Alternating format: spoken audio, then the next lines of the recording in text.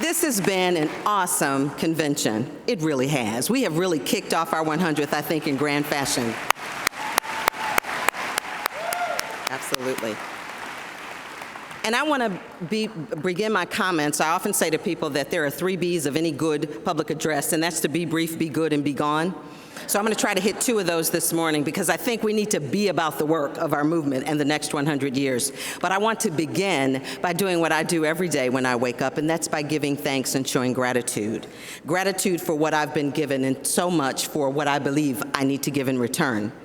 And Dr. King, I'm going to paraphrase him. In one of his talks, he talked about how when we take an airplane flight, we think about the pilot. We see the flight attendants. We look around us on the plane and we say, everything is good. But what we don't see is the ground crew. And every good pilot has to have an even better ground crew.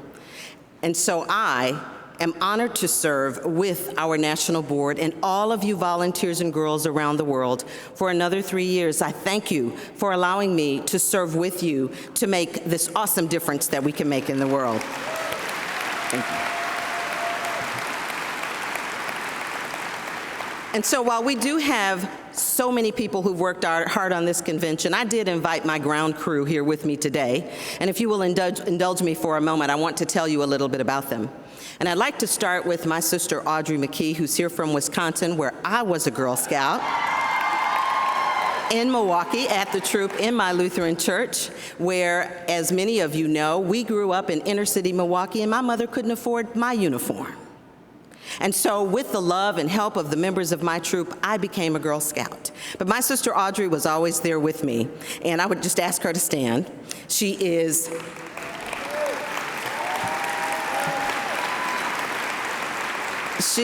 definitely the wisdom in my ear, and she raised a Girl Scout. My niece, Lindsey McKee, who is a graduate of Marquette University and is a Girl Scout, and she's here today. And because we have a long tradition and history of Girl Scouting in our family, I have a great niece here today who is a Girl Scout, and that's Heaven Baker, and Heaven's right there. And Heaven's mom, Tanya Marie, is here with her Girl Scout. I also have sister friends here, and I often say that in any good ground crew, you need a board of directors to, not only for Girl Scouts of the USA, but a group of people who keep it real for you, just when you think you need that extra energy. And I have sister friends, Deborah Liverette, who works with me at the Northern Trust, and Tracy Burns, who is a sister friend that I worship with every Sunday. I have Cheryl Burton, who hosted one of our conversations, a famous anchor from ABC News. And then I have a dear friend from childhood who we grew up together in Milwaukee, and her name is Sandra. And I'll have to tell you about Sandra because we had a brief, fleeting moment with fame when our youth choir from church, we opened for Johnny Cash right here in Houston, Texas.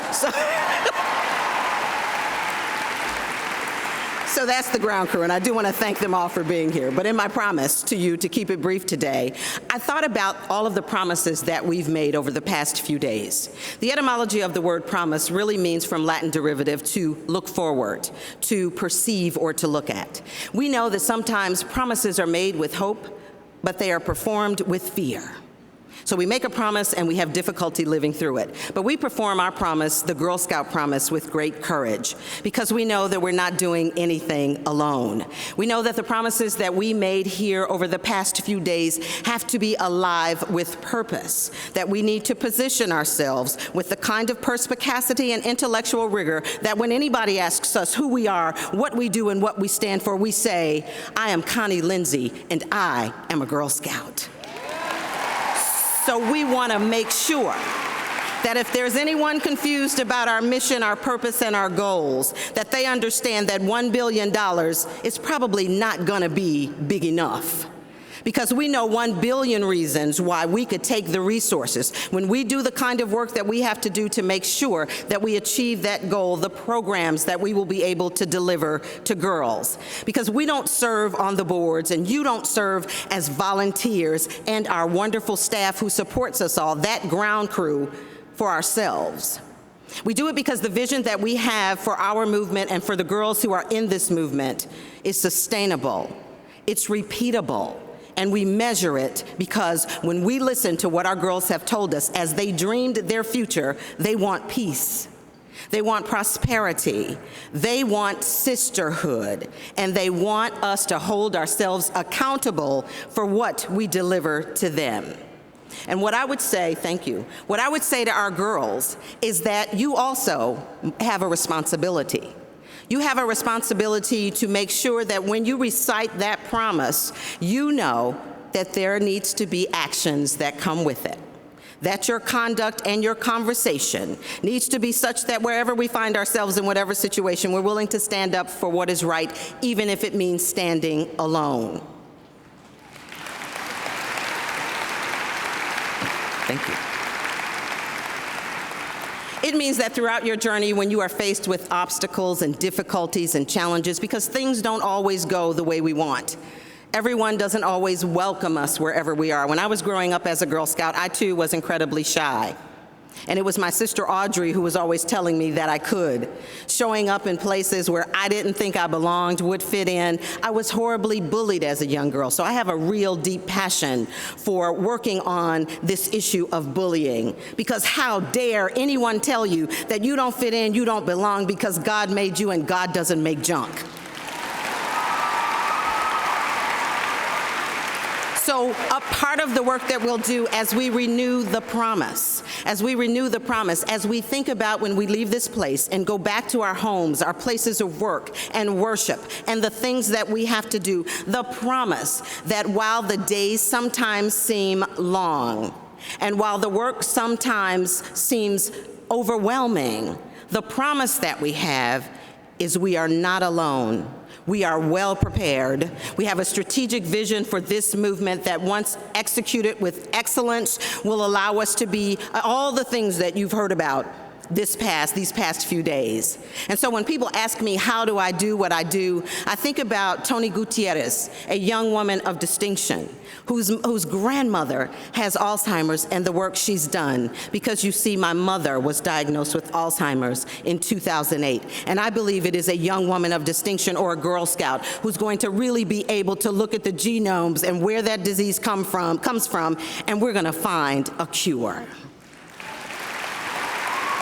I think about the times that I've spent traveling the country and the world and meeting with these awesome, amazing young women, and I don't get tired because I plug in to their energy. I think about the girls who've done cancer research and ways that they work with all of the young people and individuals who've had cancer, because my husband, John Blackburn, 2005, when we joined this Girl Scout board, was diagnosed with cancer. An incurable but treatable blood cancer. And we agreed to take on this work because it is important to us. We didn't know if in 2011 John would be here with us, but thank God he is. And I believe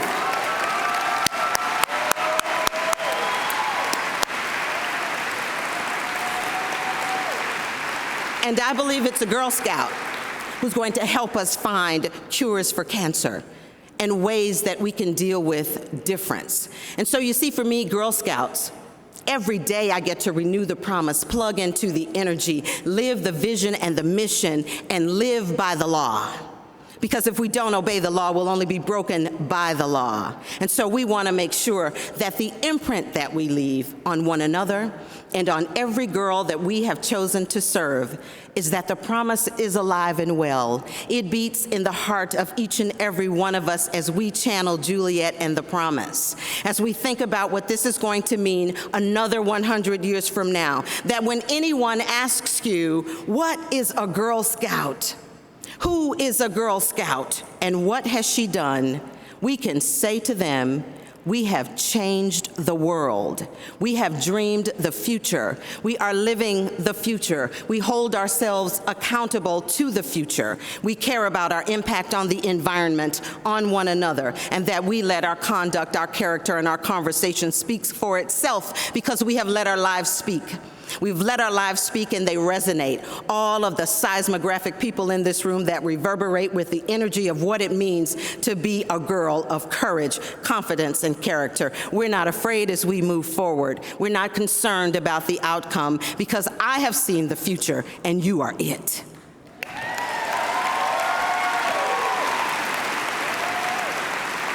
Thank you.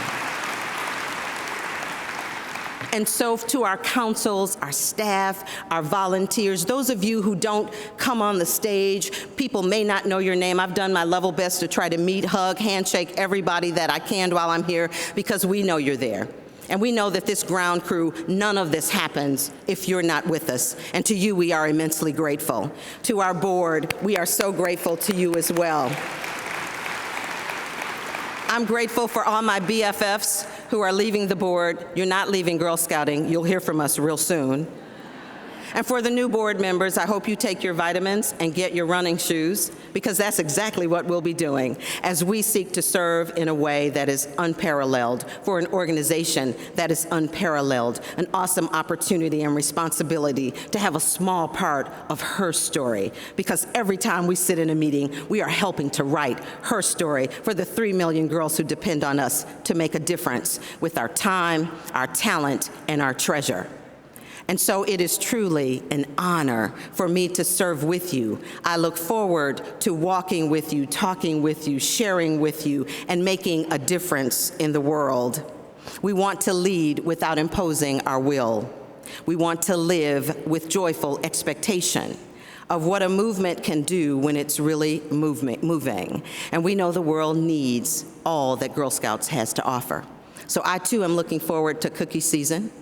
I too am looking forward to seeing you out there as we change this wonderful world for the better, for every girl, everywhere.